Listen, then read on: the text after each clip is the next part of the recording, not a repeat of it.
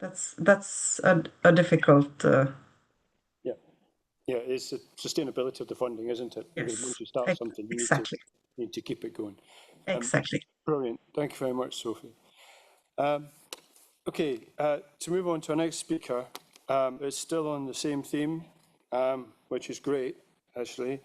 And our next speaker is Maria Vallberg, and she's going to talk to us about geodata and GIS for teaching.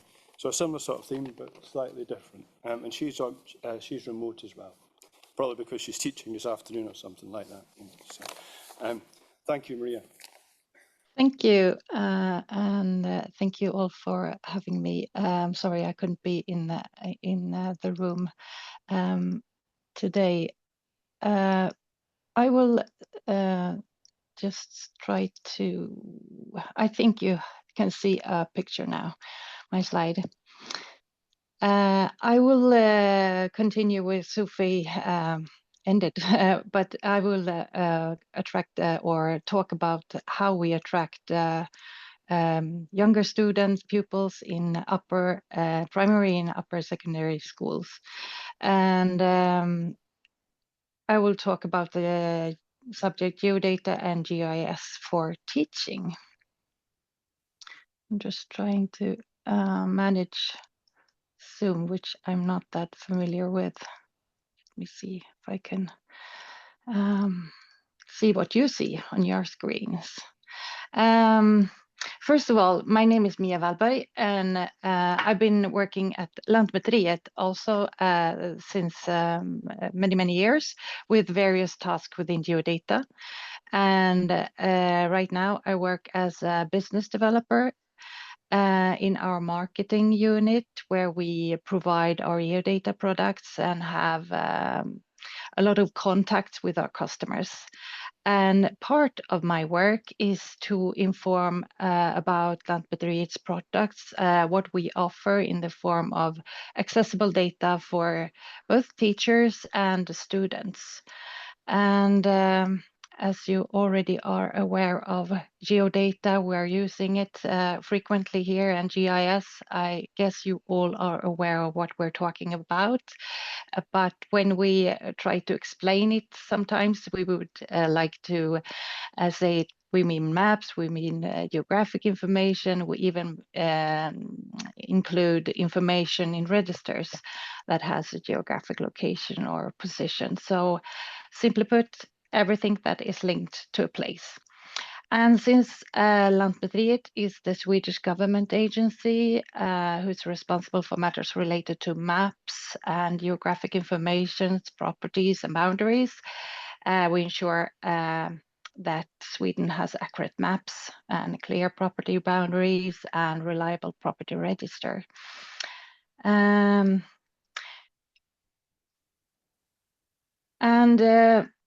We could say that today's geodata is a significant part of our daily lives, even though most people don't think about it.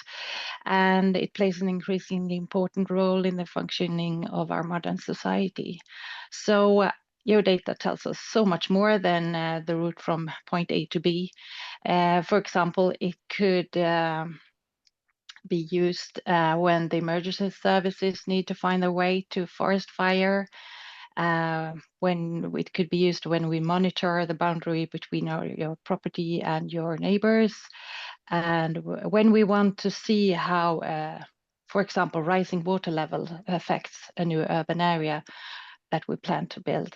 So I would say that geodata is essential when we aim to develop our cities and communities and countryside in a sustainable manner.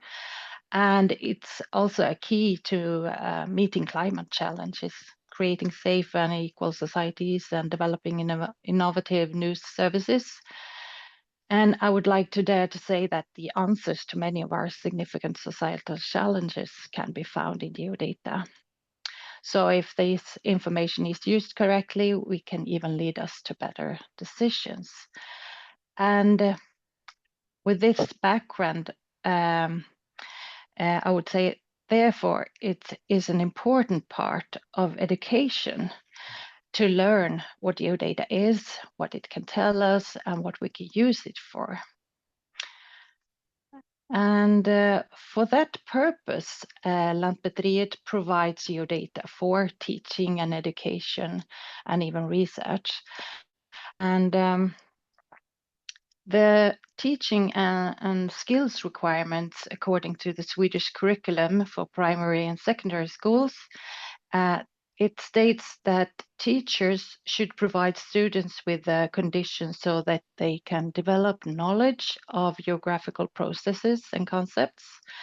They should also have the ability to analyze and to use various geographical sources and methods and techniques for working with analysis and visualization of spatial conditions. And they should also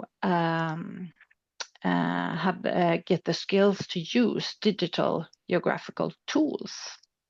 So that's quite a lot for a teacher to deal with. So to facilitate both the access to geodata and also how to use it in teaching, and with a particular focus on these digital geographical tools for analysis and visualization, Lantmäteriet has developed a web-based GIS tool that we call Geoskolan, the Geoschool. And Geoskolan started, I guess it's almost 10 years now, since it was a project, and that was a project started with together with Lantmäteriet and teachers from primary and secondary schools and other authorities as well, and some municipalities. And all of us had a common ambition to create this means to facilitate for teachers to involve geodata in teaching. So here you see that Lantmäteriet has developed a web-based tool on your upper right corner. And that tool includes geodata that could be needed for solving different tasks. And the tool contains geodata not only from Lantmäteriet, but also from other authorities. And it's a web-based map tool, and we can refer it as a soft or beginner's GIS, very easy to start up with. So it's a simple geographic information system where students can analyze and visualize a task.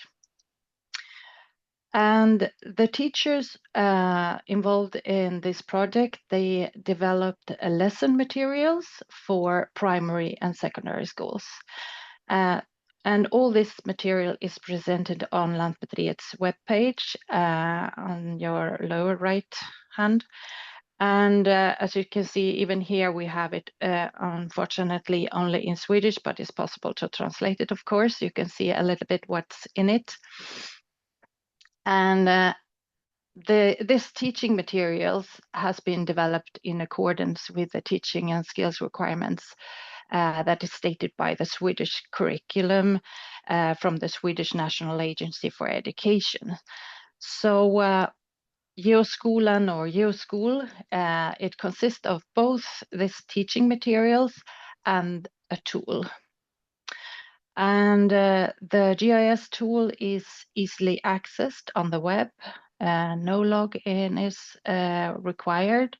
So teachers can elaborate with teaching materials, and the students have direct access to the tool to perform their tasks. It's open on the web. And here's an example how it can look like on this in this tool. The available data are easily accessible as different layers. I've tried to translate here, so it will be something that you can understand what's in it. And this map layers are from a number of different authorities. First of all, you see the background map, which is provided by Lantmäteriet. We also provide place names, aerial photographs, orthophotos, even historical orthophotos, so you can compare different ages. And you can also switch on so you can see the boundaries, property information like that, and also an elevation model with terrain shading from Lantmäteriet. Apart from that, as I said, there are a lot of information from other authorities. We have soil and rocks from Geological Survey of Sweden. We have hydrology from Swedish Meteorological and Hydrological Institute. We have cultural heritage from Swedish National Heritage Board, population information from Statistics Sweden, and protected areas from Swedish Environmental Protection Agency.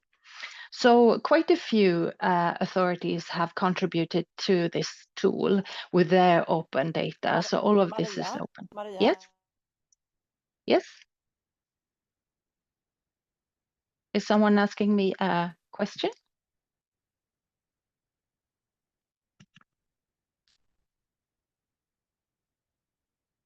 I continue? Is it a problem from our side or is it a problem from her side?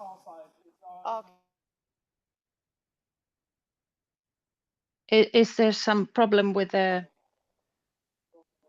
slides, or I can't hear?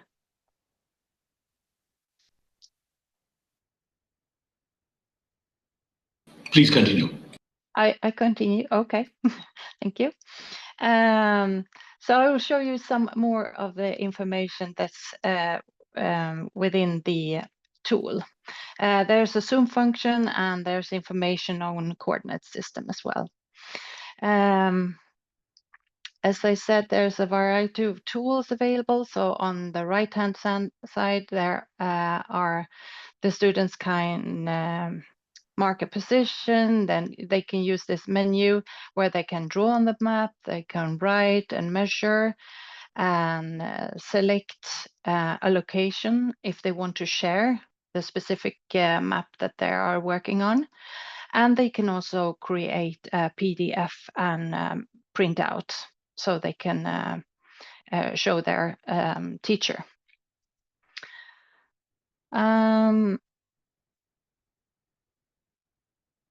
As I said, Geoskolan gives the opportunity to create lessons in many different subjects. It's not only geography, but we have quite a few lessons on maps and geodata knowledge and nature and environment and community planning. But we highly encourage teachers to use this tool and use their teaching materials in their different subjects. So here's an example of teaching materials for a lesson concerning rising water levels. And on the right-hand side, you see how it looks like on our webpage, and I will go through just quickly what's in it. It is structured in accordance with the teaching and skills requirements. So there is one part where the student should have the knowledge acquisition. They find out about the rising water levels, and they use they have support of different sources where they can read more about it.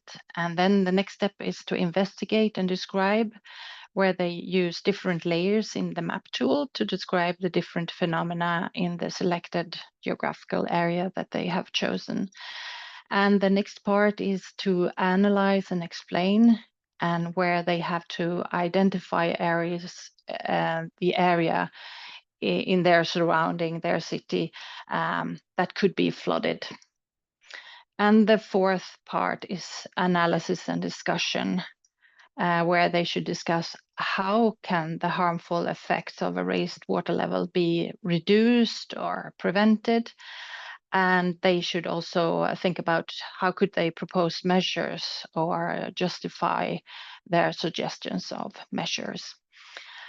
And the last part is the presentation, where they should summarize their results and describe them on a map showing the flood risks areas. And this is what they can use in such a task with rising water levels. The student should investigate and describe, and using a map layer such as water run-off areas. I'm not sure if that's the correct translation. Maybe it's better catchment areas or something like that. This is geodata from the Swedish Meteorological and Hydrological Institute. And these water runoff areas are visible as very thin red lines on the map. This is the area of Göteborg where you are right now. And on top of that, we have a soil type, which make it a little bit more difficult to see the map. And for that purpose, we have this transparency tool in Geoskolan, so they are able to be to locate using the underlying map from Lantmäteriet. Another interesting layer for this task is the elevation data in form of terrain shading from Lantmäteriet that shows both heights and valleys. And in the menu on this tool menu on the right hand side, they can also they can measure. So here we have measured a distance between A and B, 200 meters over here. And on this distance, you can also use the height profile and see the lowest point and the highest point along this distance. So there are quite few tools that they can use to conduct such a task. And another interesting map layer that could be interesting to use according to the task of rising water levels is to know how many people live in this area. And this is a map layer from Sweden Statistics, which shows the total population per square kilometer, and the colors tells you how many people in the different areas. So these are a few examples of layers that can be used for such an example of a task that they where we have lesson materials for. Another important element and discussion that we have materials for is for students to learn about the difference between what kind of information do I have to use, and what should I use it for, and what information is needed and necessary to perform my task, and what does the map contain, and also the purpose of the map. There are different purposes of different maps, and what does the information come from? What is the source? So for example, here we have the Google Maps, and we have Lantmäteriet's topographic map. And there's quite a difference between these maps concerning both what's in the map, what can you see in the map, and what will you use it for. Another example, we have the snapshot map, which might be frequently used among younger children. So the comparison between different sources and the difference of use of maps is also part of this. The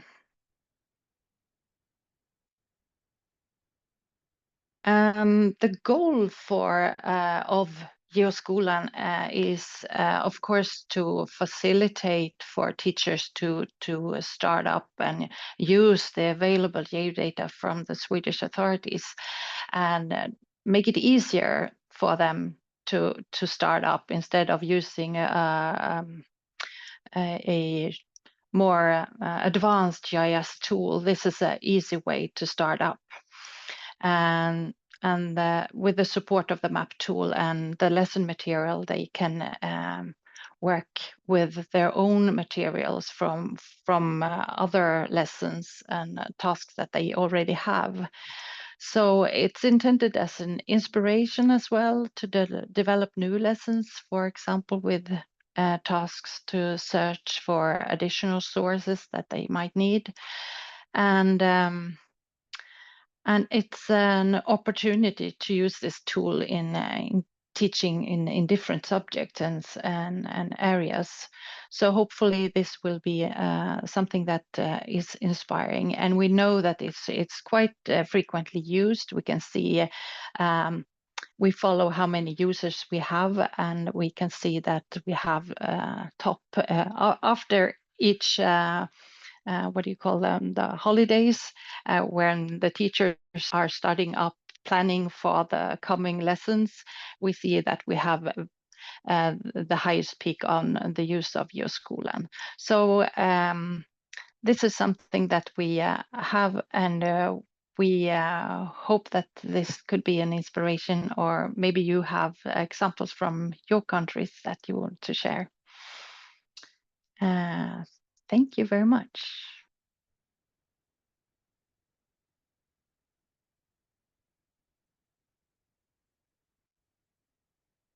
You have a question?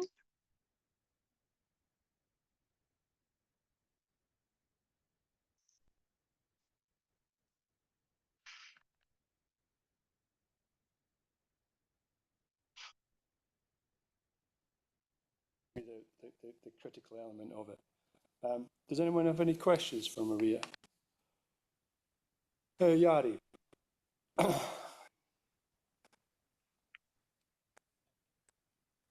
Thank you, Maria. Very interesting presentation, and what an awesome job you have done. It's very important for the future generations to have this kind of service.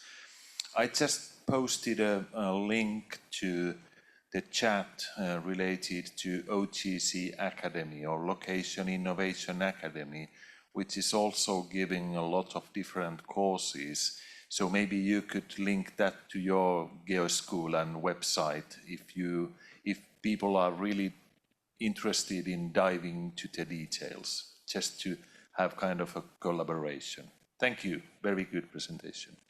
Thank you very much. Okay, has anyone else got a question for Maria? Yeah, of course. If it is not questions, but in the context of our presentations as suggestions, probably here to the total standard community, because like now as the geospatial ecosystem in the globally we are evolving, till now we have focused more on the data information technology, but we must also standardize the geospatial education, because there are a lot of heterogeneity in the geospatial educations, and probably this is the Maria's presentations, the work and this project gives an idea about the different components of a geospatial educations, what should be the basic components, and if we can have standardizations of that, I think then because the geospatial is all about the globe, and the knowledge should not be local, it should be global. Yeah. Okay, thank you. Okay, thank you very much, Maria. That was brilliant. Thank you. Okay.